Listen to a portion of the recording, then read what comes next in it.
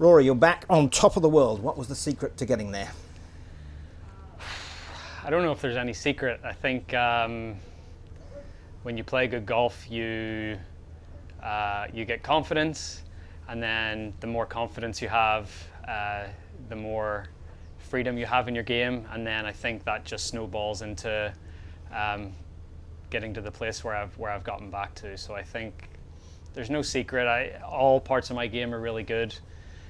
I've always driven the ball well, but I've improved my iron play and my wedges in particular, and then I've become a much stronger putter. And I think when you putt so well, it takes the pressure off the rest of your game. And I think that's, if there's any secret this year, that might be it. You're in pole position to win the Varden Trophy and end the season as Europe's #1. What would it mean for you to finish the year in that style? It would mean a lot. It's been a long time since I've come to Dubai at this time of the year and had a chance to win the season-long race. I think it's becoming increasingly harder to do it because of the schedules and, if you're a PGA Tour player and all the stuff you got to play over there and then coming back over here. So it really does reward consistent performances the whole, for 11 months of the year, basically. So, but I'll be really proud if I do. I think to win the Varden Trophy 4 times. I'm not sure who's won it 4 times, but I know Monty's won it a few more than that. But to get up there and probably join some of the legends of the European Tour would be, that's the stuff that I love. I love being able to put my name alongside the legends that I looked up to as a kid. Very early in the year, you went from a miscut in Texas to one of the best rounds of your life at the Masters. How do you make sense of those 2 weeks? I changed golf ball. So in Texas, I went in 2021. I started to play a golf ball that was a little spinnier, and then I think with some of the changes I was making to my swing, I was imparting even more spin on the ball. So then when I played in breezy conditions, it was hard to control what I was doing. So the Friday of the Valero Texas Open, I went back to a less spinny golf ball. Felt like it worked quite well. Fast forward the next week to the Masters, and all of a sudden I started to become more sure of myself over wedges, more sure of myself that I was going to hit my numbers, that I was going to hit it pin high. And I think, again, just from that and getting the confidence from Augusta and going forward, it doesn't seem like a big change, but I really feel, looking back on the year, the ball change for me was a massive thing. How big was it for you to successfully defend your title in Canada with everything that was going on around the game at that time?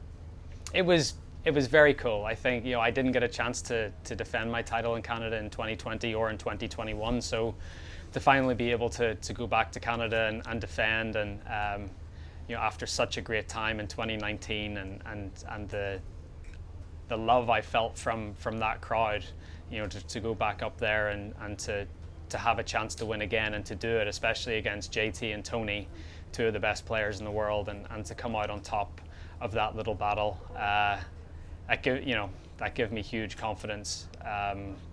Knowing that I was on my way back to hopefully being the best version of myself, I guess. Turbulent times in the golfing world. Many would have chosen to focus on their own game and not get involved, but not you. Your loyalty to the tour, your stature in the game really turned you into the poster boy of the established golfing world as we know it. How much did it galvanise you on the course and off it? Yeah, so I think I think I've probably put a little more pressure on myself this year because of some of the things that I've said, but at the same time, I think it's given me motivation to go out and back up my words with my actions. So, I don't think necessarily Liv coming along and guys going there has given me motivation. I think it's more the motivation of how I've reacted to it and what I've said, and then trying to go out and back up those statements. I think that's the thing that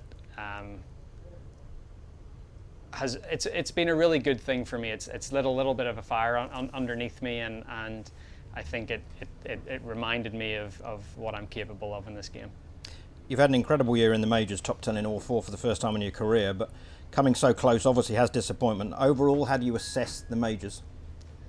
I think overall, if I look at it as a 16-round tournament, the 4 of them, I'm really happy. I think I bettered the next best person by more than 10 shots in the majors, Like, I didn't win, but I'm getting closer. I'm way closer than I have been, and that's exciting. I'm actually said this in the press conference there, but 15 years into my career, I'm still finding ways to improve, which is so exciting for me. So disappointment at the time in the short term, but real enthusiasm looking forward.